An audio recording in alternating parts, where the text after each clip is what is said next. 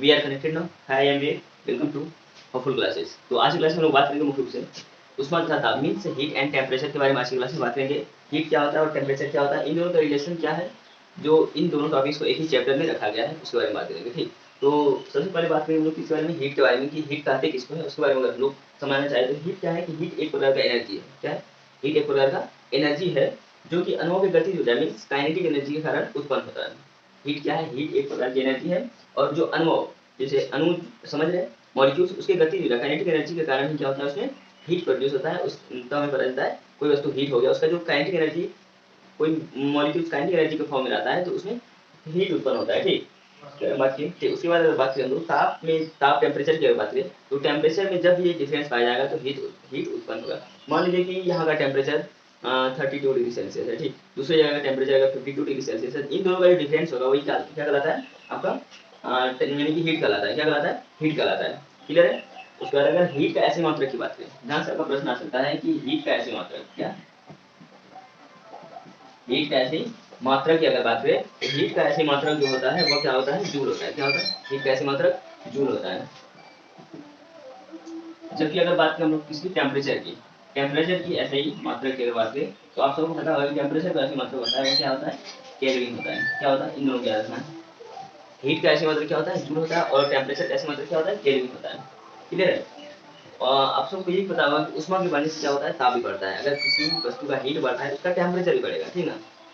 Heat और temperature एक चीज नहीं है, याद रखना। हीट और टेम्परेचर एक चीज नहीं है, हीट अलग है, टेम्परेचर अलग है। तो इन दोनों में रिलेशन है। ठीक है? जैसे अगर हीट अगर बढ़ रहा है तो टेम्परेचर भी बढ़ रहा है, तो ये एक प्रकार का रिलेशन हो गया। ठीक है? और हमने पहले बताया हीट एक प्रकार का है एनर्जी। हीट क्या है? एक प्रकार का एनर्जी है जो मॉलिक्यूल्स से, जो मॉलिक्यूल्स में जो काइनेटिक एनर्जी होता है, गति ऊर्जा के कारण ही उत्पन्न होता है। कौन? हीट। ठीक, अब हम लोग टेम्परेचर की बात करते हैं। हीट की तो बात कर ली, अब टेम्परेचर की बात करते हैं। थोड़ा अलग सा वॉइस जा रहा होगा क्योंकि साइड में साउंड चल रहा है, तो आप लोग थोड़ा सा कॉपरेट कीजिएगा। ठीक ना? तो टेम्परेचर की अगर बात करें, हम टेम्परेचर में क्या देखेंगे कि टेम्परेचर में जो रिलेशन होता है, क्या होता है, टेम्परेचर में रिलेशन। अब हम लोग देखेंगे तापमान मापने का स्केल, किस तरह से हम लोग तापमान को माप सकते हैं। अगर कोई पूछ दे हमें, सबसे पहले अगर प्रश्न हमारे माइंड में आए कि 32 डिग्री सेल्सियस को अगर हमें फ़ारेनहाइट में चेंज करना है तो कैसे करेंगे, अगर आपके पास कंसेप्ट नहीं रहेगा तो थोड़ा सा परेशानी आपको झेलना पड़ेगा। ठीक ना? तो थोड़ा सा कंसेप्ट लेना है, उसी से सारा चीज डिग्री होगा। तो हम लोग अब पढ़ेंगे क्या, तापमान मापने वाला स्केल है ना, स्केल के थ्रू हम लोग क्या करेंगे, तापमान को देखेंगे। ठीक, इतना आप लोग देखिए। आइए हम लोग देखते हैं कि तापमान मापने का स्केल की ओर बात करेंगे, अगर स्केल कौन कौन सा है और किसमें हम लोग तापमान को आसानीपूर्वक माप सकते हैं। ठीक ना? तो सबसे पहले आप लोग पढ़ेंगे सेल्सियस चीज को अगर मापते हैं हम लोग, है ना, सेल्सियस में, है ना, जिसको हम लोग लिख सकते हैं डिग्री सेल्सियस। इस तरह से आप लोग देखे होंगे, डिग्री सेल्सियस बड़ी सी होता है और पूरा डिग्री लगा होता है, इसी को बोलते हैं क्या, डिग्री सेल्सियस। ठीक, तो डिग्री सेल्सियस में किसी वस्तु का निम्नतम बिंदु जो होगा, निम्नतम ताप बिंदु जो होगा, टेम्परेचर जो होगा वो होगा कितना, 0 डिग्री सेल्सियस। कितना होगा? 0 डिग्री सेल्सियस। अगर हम कोई वस्तु अगर निम्नतम तापमान पर है तो वो कितना पर है, 0 डिग्री सेल्सियस पर है। अगर उच्चतम बिंदु की बात करें, इस डिग्री सेल्सियस में जो सबसे छोटा जो डिग्री सेल्सियस होता है वो कितना, तो वस्तु 0 डिग्री सेल्सियस में होता है। ठीक, और उच्चतम में कितना हो जाएगा, ये हो जाता है क्या, 100 डिग्री सेल्सियस। कितना हो जाता है, 100 डिग्री सेल्सियस में होता है। ठीक, सेल्सियस की बात कर ली। अब हम लोग अगर आए केल्विन में, किसमें, केल्विन में अगर बात करें तो हाँ, केल्विन में अगर बात करें तो न्यूनतम बिंदु जो होता है, न्यूनतम बिंदु जो होता है केल्विन का, वो 273 केल्विन होता है। कितना होता है? आप लोग जब क्वेश्चन को सॉल्व कर रहे होंगे तो आपको इसका बहुत ज़्यादा जरूरी पड़ेगा, 273 केल्विन। ठीक, कोई वस्तु अगर रहेगा सेल्सियस में, क्योंकि आपको पता है टेम्परेचर कैसा यूनिट क्या होता है, केल्विन होता है। तो कोई भी न्यूमेरिकल को सॉल्व कीजिएगा तो उसके ऐसा यूनिट के फॉर्म में ले जाके सॉल्व करना पड़ेगा। तो सॉल्व करने से पहले आपको क्या करना पड़ेगा कि उसको डिग्री सेल्सियस में दिया हुआ है, उसको केल्विन में कन्वर्ट करना पड़ेगा। कन्वर्ट करने के लिए 273 में प्लस करना पड़ेगा या माइनस करना पड़ेगा, यही करना पड़ेगा। ठीक, उसके बाद अगर बात करें तो 273 केल्विन क्या हो जाएगा, इसका निम्नतम बिंदु हो जाएगा। और उच्चतम बिंदु की बात करेगा तो 373 केल्विन हो जाएगा। कितना? 373 केल्विन हो जाएगा। ठीक, उसके बाद नेक्स्ट की अगर बात करें तो नेक्स्ट होगा क्या, फ़ारेनहाइट, है ना, बुखार को किस में मापते हैं, फ़ारेनहाइट में मापते हैं। फ़ारेनहाइट क्या, फ़ारेनहाइट एफ से, जिसको डिग्री डिग्री एफ इस तरह से लिख सकते हैं।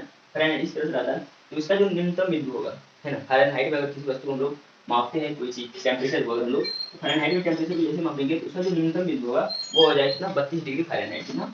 32 डिग्री फ़ारेनहाइट।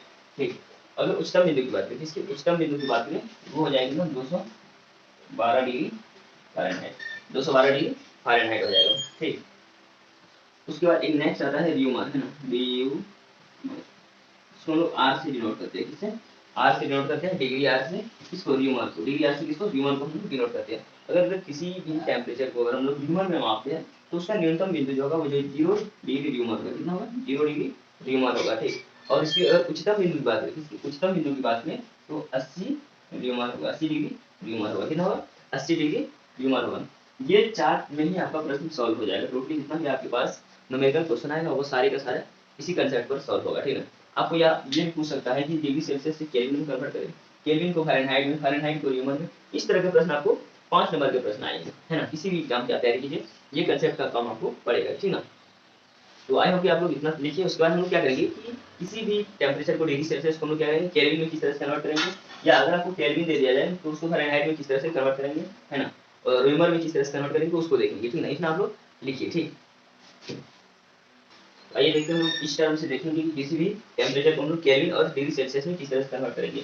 यहाँ से लिखा हुआ degree Celsius minus 0 degree upon 100 degree Celsius minus 0, K minus 273 degree upon 373 minus 273, F minus 32 degree 212 degree minus 32 degree, R degree minus यानी र्यूमर है ना minus 0 degree upon 80 degree minus 0 degree, ठीक ना। तो यहाँ से हम क्या किए वो समझ में आ रहा होगा कि हमने अभी जो चार्ट बताया उसी से रिलेटेड हमने यहाँ लिखा है। अब इसको थोड़ा सा हम लोग सोल्यूशन कर लेंगे क्योंकि मैथ का स्टूडेंट बहुत ज़्यादा होता है, तो आप लोग इसको थोड़ा सा हल्का कर लीजिएगा। सी डिग्री सेल्सियस में 0 डिग्री जाएगा, सी डिग्री बचेगा डिग्री सेल्सियस, ठीक। अपॉन 100 डिग्री सेल्सियस में 0 डिग्री जाएगा, कितना बच जाएगा, 100 डिग्री बचेगा, 100 डिग्री सेल्सियस, सेल्सियस नहीं लिखिएगा तो यहाँ चलेगा, ठीक। उसके बाद बराबर के माइनस 273, इसमें कुछ नहीं करने वाला है तो इसको सेम लिख दीजिए, के माइनस 273 अपॉन 373 में 273 जाएगा तो 100 डिग्री सेल्सियस बचेगा, 100 डिग्री बचेगा, है ना। इक्वल टू एफ डिग्री यानी फ़ारेनहाइट माइनस 32 डिग्री अपॉन 212 में जो 32 को आप माइनस कीजिएगा 180 डिग्री बचेगा, ठीक। इक्वल टू आर हो जाएगा, आर डिग्री में से 0 जाएगा, आर हो जाएगा आर डिग्री, है ना, अपॉन 80 में से 0 जाएगा 80 डिग्री। अब नीचे की तरफ देख रहे हैं कि सभी में डिवीजन लग रहा है 20 से, ठीक। सभी में डिवीजन दे दीजिए 20 से तो हो जाएगा डिग्री सेल्सियस अपॉन 20 देंगे इसमें 5 डिग्री इक्वल टू डिग्री है ये कुछ नहीं है डिग्री, ठीक। इक्वल टू 1 माइनस 273, ये माइनस 273 डिग्री अपॉन 100 है 5 हो जाएगा यहाँ पे equal to F minus 32 degree 180 है तो 9 हो जाएगा equal to 8 degree upon 4 degree हो जाएगा, इस तरह से हो जाएगा, है ना। तो टोटली हम लोग देखेंगे कि इसको याद रखना, इसको अगर हमको ये अगर याद रखना ये टोटली हम सोल्यूशन कर सकते हैं। किस तरह से करेंगे, जैसे अगर मान लीजिएगा आपको क्या पूछे डिग्री सेल्सियस पूछे, क्या पूछे डिग्री से, अगर 60 डिग्री सेल्सियस को अगर आपको केल्विन में चेंज करना है, इसको 60 डिग्री सेल्सियस को केल्विन में अगर चेंज करना है तो 60 डिग्री यहाँ हो जाएगा, 5 यहाँ हो जाएगा, ये मैंने 273 अपॉन 5, 5 से 5 कैंसिल, 273 इधर आ जाएगा तो 60 ऐड हो जाएगा। वो कैसे होगा अभी एग्जाम्पल के थ्रू हम लोग समझेंगे, ठीक। तो आई होप यहाँ तक ये टोटली आपका ये मेन पॉइंट है, इसको याद रखना है। इसको हम लोग सोल्यूशन करके यहाँ आया डिग्री सेल्सियस अपॉन 5 डिग्री के minus 273 upon 5 F minus 32 upon 9 8 degree on 4। अगर यहाँ तक भी समझ में आया तो अभी हम लोग क्या करेंगे, अभी हम लोग सोल्यूशन करेंगे एग्जाम्पल के थ्रू। क्या करेंगे, एग्जाम्पल के थ्रू अगर अभी हम लोग सोल्यूशन करेंगे तो वहाँ से आपको समझ में होने वाला है, ठीक ना। एक एग्जाम्पल है आपके सामने 60 डिग्री सेल्सियस को केल्विन में बदलना है, तो इसी ट्रिक से हम लोग देखेंगे इसको हम लोग केल्विन में किस तरह से चेंज करना है। तो आपको देखना है कि किसको किस में लेके जाना है, डिग्री सेल्सियस को केल्विन में लेके जाना है तो दो टर्म को पकड़ना है। वहाँ पर दो टर्म को दिख रहा है डिग्री सेल्सियस की से केल्विन तक यहाँ तक, है ना। इन दोनों टर्म को यहाँ लिख दीजिए, degree Celsius upon 5 equal to K minus 273 degree upon 5 degree, है ना, 273 डिग्री। ये हो गया कंसेप्ट मेरा, है ना। कंसेप्ट ये है ना, डिग्री सेल्सियस को हमको केल्विन में लेके जाना है तो डिग्री सेल्सियस का तो मान दिया और 60 डिग्री सेल्सियस को केल्विन में चेंज करना है तो सी की जगह क्या बैठा देना 60 degree upon 5 equal to K minus 273 upon 5। यहाँ तो कोई दिक्कत नहीं, 5 से 5 कैंसिल हो रहा है, ठीक। 5 से 5 कैंसिल होगा तो यहाँ बच जाएगा के माइनस 273 अपॉन 60, कितना हो जाएगा के माइनस 273 इक्वल टू 60 बच जाएगा। तो के को रहने देते हैं, 60 उधर है प्लस 273, जब इसको ऐड कीजिएगा तो ये हो जाएगा 3 3 4 433 डिग्री, है ना। केल्विन कितना केल्विन आ जाएगा 433 केल्विन आ जाएगा, 433 नहीं हो जाएगा 233 यानी कि 333 केल्विन आ जाएगा, कितना आ जाएगा 333 केल्विन आ जाएगा, है ना। 3 713 3 2 1 हाँ 333 केल्विन आ जाएगा, है ना, कितना डिग्री केल्विन आ जाएगा। इस तरह से हम लोग क्या कर सकते हैं, डिग्री सेल्सियस को केल्विन में लेके जा सकते हैं। अभी भी अगर समझ में है तो हम लोग और एक एग्जांपल को देखेंगे जिसको हम लोग देखेंगे कि फ़ारेनहाइट को हम लोग केल्विन में किस तरह से चेंज करते हैं।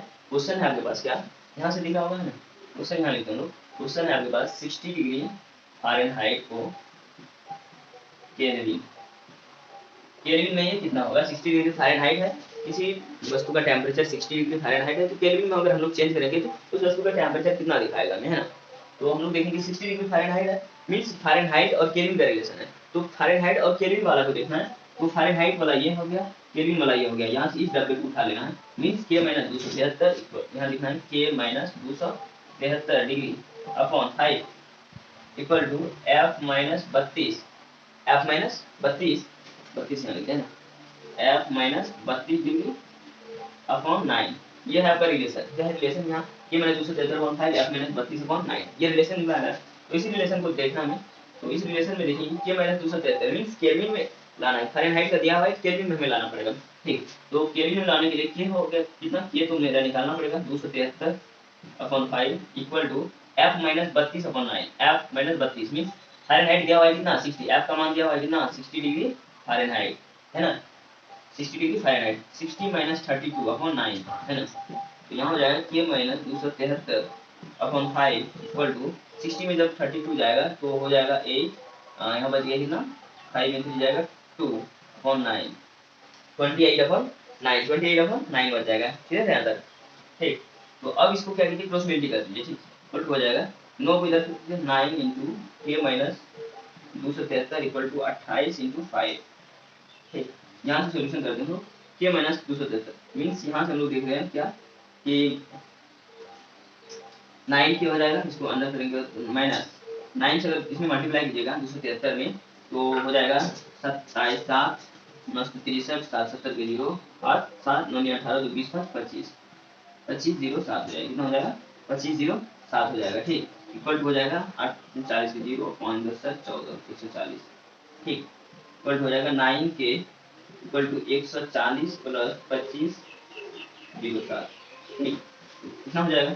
थोड़ा सा हम लेंदी कर रहे हैं सॉल्यूशन को, आप इस तरह से कंपैक्ट कर सकते हैं, इसको छोटा छोटा सॉल्यूशन में सॉल्व कर सकते हैं।